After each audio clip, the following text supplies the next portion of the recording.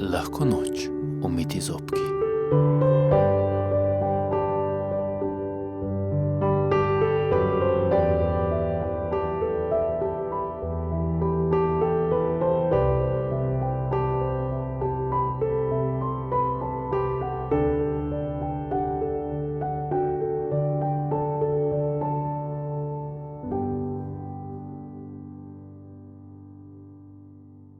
Slovenska ljudska, revna deklica in kralj Matjaž.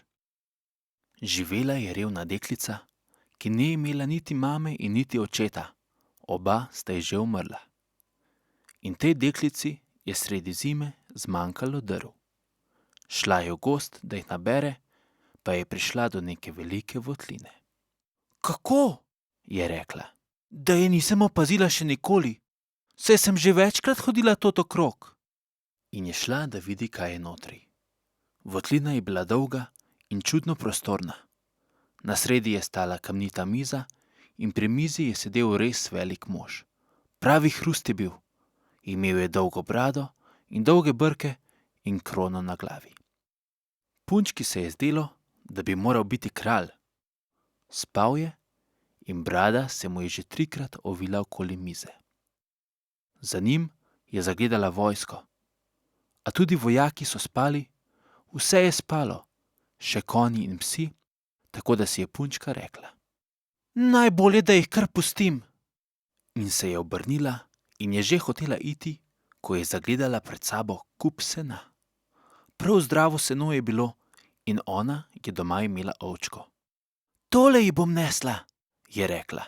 Bo vesela. In je seno zajela in ga stisnila v predpasnik. Potem je zajela še enkrat, a tako nerodno, da je zraven ujela še konjsko verigo. Položila jo je nazaj, takrat pa je zadonelo tako glasno, da se je vse zatreslo. Vojaki so se dvignili, pogledali okrog, konji so zarezgetali, kralj Matjaž pa je vstal in vprašal: Je že čas?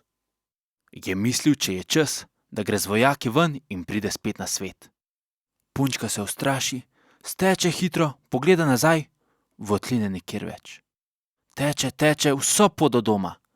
Šele doma začuti, da je njen predpasnik medtem postal čudno težak. Saj ne more biti seno, si misli. Dvigne ga na mizo, razgrne in v njem zagleda samo čisto zlato. Zdaj je lahko živela srečno in brez skrbi. Nikoli več ni bila lačna in tudi zeblo je ni nikoli več. Sam kralj Matjaž ji je pomagal. Za votlino pa so po tistem izvedeli vsi ljudje iz njenih krajev. Še mnogi so poskušali, da bi jo našli, a je do danes ni našel še nihče.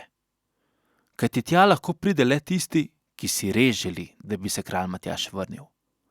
In še to ne vsak.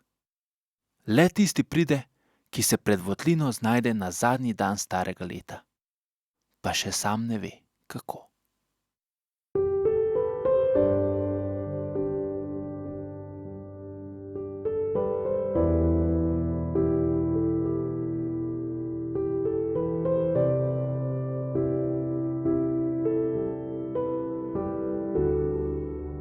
Lahko noč, umiti zobki.